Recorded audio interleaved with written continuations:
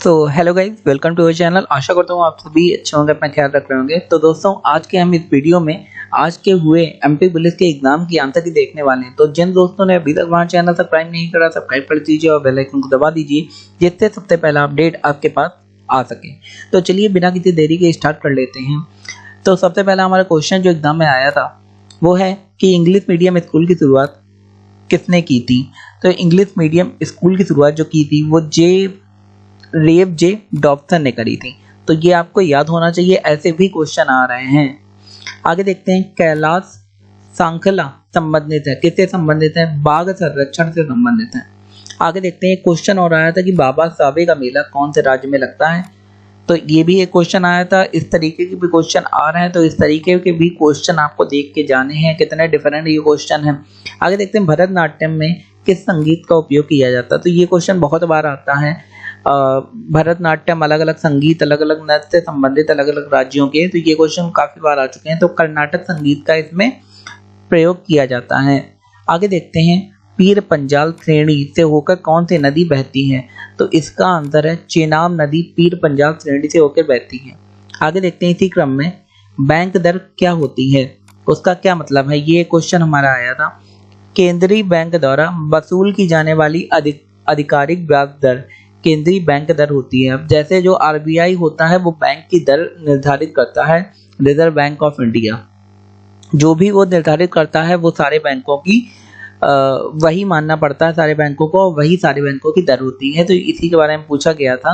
ये भी एक क्वेश्चन आया था, इससे संबंधित एक क्वेश्चन आया था। आगे देखते हैं, राष्ट्र के मित्र के नाम से किसे जाना जाता है। तो इसका आंसर हो गया हमारा चित्तरंजन दास को राष्ट्र के मित्र के नाम से जाना जाता है। ये देखिए कितना डिफरेंट क्वेश्चन है, और ये भी आया है, इसलिए आप लोग अच्छे से तैयारी करके जाइए जिससे आपके क्वेश्चन गलत ना हो।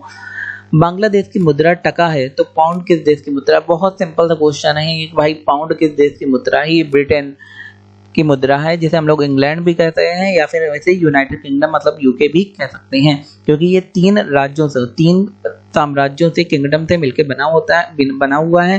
जैसे एक आयरलैंड हो गया, एक इंग्लैंड खुद हो गया, तो इसी टाइप के तीन हैं।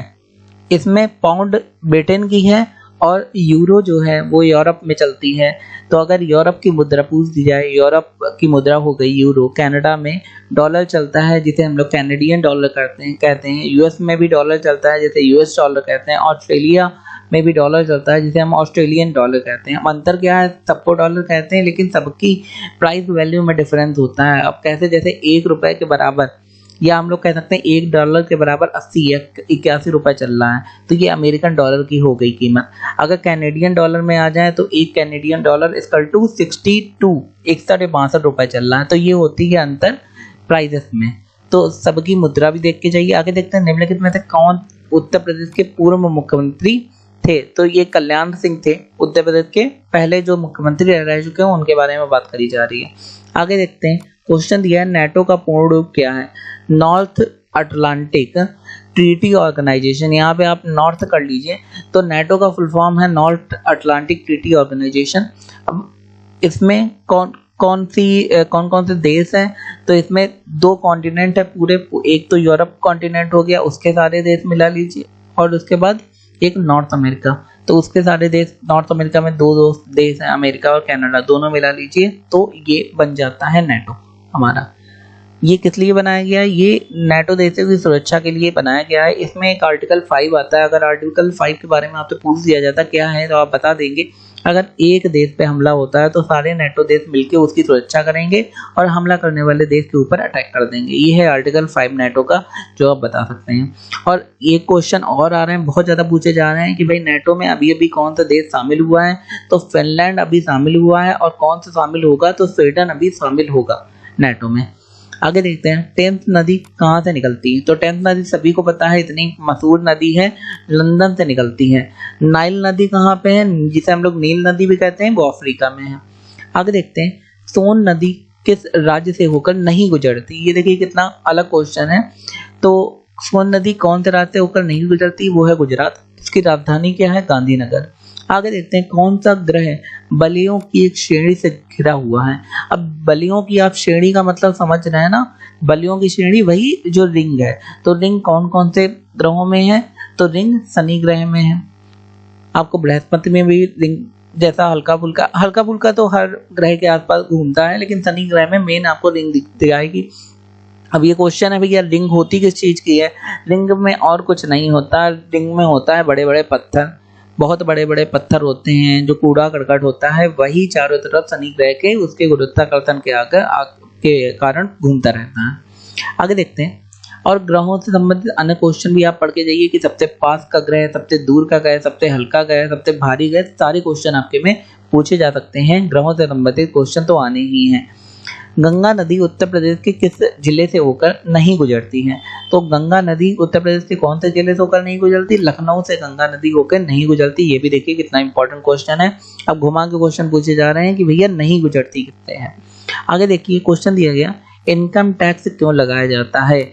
इनकम टैक्स क्यों लगाया जाता है ये बताने की जरूरत नहीं कि भाई सरकार को और विकास करना होता है, जिससे जो भी कमाने वाले लोग होते हैं जिनकी भी सैलरी, अब इनकम टैक्स का ये भी पूछा जाता है भाई इनकम टैक्स की रेंज कितनी हो गई है। पहले कितनी थी? 5 लाख से आय अगर अधिक है या बराबर है तो इनकम टैक्स लगाया जाता था। अब कितनी हो गई आय या अब हो गई है 7 लाख। 7 लाख से आय आपकी बराबर है या अधिक है तो आपके ऊपर इनकम टैक्स एक लगाया जाएगा। और उससे कम वालों को रिबेट मिल जाता है, रिबेट माने छूट मिल जाती है, उनके ऊपर कोई टैक्स नहीं लगाया जाता है। तो इसके बाद जैसे आप प्रोफेशनल में काम करते हैं तो उसके लिए भी 200 रुपीज़ अलग अलग राज्यों के अकॉर्डिंग टैक्स लगाया जाता है। तो इनकम टैक्स ही हो गया। अब इनकम टैक्स में भी 2 तरीके के होते हैं, एक तो डायरेक्ट टैक्स होता है, एक इनडायरेक्ट टैक्स होता है। डायरेक्ट टैक्स क्या होता है? जब आप जॉब करते हैं और आपकी सैलरी 7 लाख से अधिक है तो आपके ऊपर डायरेक्ट टैक्स लगाया जाएगा। और अगर आप जॉब नहीं करते हैं या फिर 7 लाख से कम है तो आप खाना तो खाते हैं, पानी तो पीते हैं, सामान तो लेते हैं, जो भी आप सामान लेते हैं उन सब के ऊपर टैक्स लगाया जाता है, तो उसे कहते हैं इनडायरेक्ट टैक्स। जैसे आप पेट्रोल भरवाने गए उस पर जो टैक्स लगता है उसे कहते हैं इनडायरेक्ट टैक्स। तो ये 2 तरीके का टैक्स सरकार लगाती है जो आपको पता होना चाहिए। निम्नलिखित में से कौन सा भारतीय राज्य अंग्रेजों के साथ तो सहायक संधि पे हस्ताक्षर करने वाला पहला राज्य था? तो जो हैदराबाद है वो पहला राज्य था जिसने अंग्रेजों के साथ सहायक संधि पर हस्ताक्षर करे थे। आगे देखते हैं, how to avoid a climate avoid, यहाँ पे अवॉइड की जगह अवॉइड कर लीजिए। क्लाइमेट डिजास्टर राष्ट्रीय पुस्तक के लेखक कौन है? तो वो है बिल गेट्स। तो इसमें ये पुस्तक में लिखा था कि भाई जो क्लाइमेट डिजास्टर आने वाला है, बहुत ज़्यादा क्लाइमेट चेंज हो रहा है, तो इससे बचा कैसे जाए। अवॉइड माने होता है कैसे बचा जाए, तो ये पुस्तक लिखी थी बिल गेट्स ने। संयुक्त राज्य अमेरिका की वर्ष के जीते विश्व युद्ध में कब शामिल हुआ? भाई संयुक्त राज्य अमेरिका यूएसए अमेरिका विश्व युद्ध में कब शामिल हुआ था ये पूछा है। तो 1941 में विश्व युद्ध में अमेरिका शामिल हुआ था। मोस्ट ऑफ द केसेस में अमेरिका कभी युद्ध में शामिल डायरेक्ट नहीं होता, वो युद्ध करवाने में ज़्यादा इंटरेस्ट रखता है। आगे देखते हैं, भोजन को किस अम्ल के द्वारा सुरक्षित रखा जाता है? तो भाई सार्विक एसिड जो होता है उसके द्वारा भोजन को सुरक्षित रखा जाता है। आगे देखते हैं, विटामिन ए मतलब विटामिन ए का रासायनिक नाम क्या है? तो रेटिनॉल विटामिन ए का रासायनिक नाम है। विटामिन ए से बी से सी से कौन सी बीमारियां होती हैं वो भी आप पढ़ के जाइए। सी का स्कार्बिक एसिड है, ए का रेटिनॉल है, रासायनिक नाम भी आप पढ़ के जाइए, जिसे हम लोग वैज्ञानिक नाम या केमिकल नेम कहते हैं। शास्त्रीय नृत्य किस राज्य से है? आपको पता है शास्त्रीय नृत्य ना असम से है। असम की सिटी कैपिटल सिटी क्या है, मतलब राजधानी क्या है? दिसपुर। सिख धर्म के 10वें गुरु कौन से हैं? काफी बार पूछ दिया जाता है सिख धर्म के गुरुओं के बारे में, तो गुरु गोविंद सिख धर्म के 10वें गुरु हैं, ये आपको पता होना चाहिए। आगे देखते हैं, निम्नलिखित में से किसके नेतृत्व में बंगाल 18वीं सदी में धीरे धीरे मुगल नियंत्रण से अलग हो गया? तो मुर्शीद कुली खान के नेतृत्व में बंगाल अंग्रेजों के नियंत्रण से, मुगलों के नियंत्रण से अलग हो गया। आगे देखते हैं, सोन नदी किस राज्य से होकर नहीं गुजरती है? ये गुजरात से है। इजराइल के प्रधानमंत्री कौन है? इजराइल में अभी सत्ता पलट हुआ था तो इसके प्रधानमंत्री अब बेंजामिन नेतन्याहू हैं, जो पहले चेंज हो गए थे, हट गए थे, उसके बाद दोबारा बन गए हैं और अभी ये रिफॉर्म ला रहे हैं, मतलब चेंजमेंट ला रहे हैं किसमें? न्यायपालिका में, जिसका विरोध हो रहा है वहाँ पे। गुरु नानक देव की जयंती कब मनाई जाती है? तो प्रत्येक वर्ष कार्तिक माह में शुक्ल पक्ष के पूर्णिमा में गुरु नानक देव की जयंती बनाई जाती है। आगे देखते हैं, संशोधित मूल्य वर्धित कर के क्षेत्र में लगाया जाता है। तो संशोधित मूल्य वर्धित कर कौन से क्षेत्र में लगाया जाता है? उत्पादन क्षेत्र में, ये आपको पता होना चाहिए। आगे देखते हैं, अक्षय तृतीया जयंती कब मनाई जाती है? तो वैशाख मास के शुक्ल पक्ष में तृतीय तिथि जो होती है वो अक्षय तृतीया की तिथि होती है। आगे देखते हैं, राजकोषीय घाटा 2022 में कितना था? तो 17.33 लाख करोड़ राजकोषीय घाटा होता है। ये घाटा कौन सा होता है? जो सरकार को घाटा होता है उसे राजकोषीय घाटा कहते हैं। मान लीजिए खर्चा ज़्यादा है और पैसा आ कम रहा है तो उसे कहते हैं राजकोषीय घाटा। 1998 में नोबेल पुरस्कार से किन 3 उत्तर अमेरिकी वैज्ञानिकों को सम्मानित किया गया था? ये भी एक क्वेश्चन आया था। तो वैज्ञानिकों को किसको कौन सा नोबेल पुरस्कार या कौन सा पुरस्कार मिला, ये जरूर पढ़ के जाइए। रॉबर्ट एफ फरेजकॉट और लुइस जे इग्नारो और फरीद मुराद को नोबेल पुरस्कार मिला था और ये उत्तर अमेरिका के वैज्ञानिक थे, मतलब साउथ अमेरिका। तो दोस्तों ये थे आज के हमारे क्वेश्चन। आई होप आपको वीडियो अच्छा लगा होगा, इन्फॉर्मेटिव लगा होगा। तो अगर लगा है आपने पूरे आप वीडियो देखा तो हमारे चैनल को लाइक शेयर सब्सक्राइब करना ना भूलें। पूरा वीडियो देखने के लिए धन्यवाद। आशा करता हूँ आपका दिन शुभ रहे।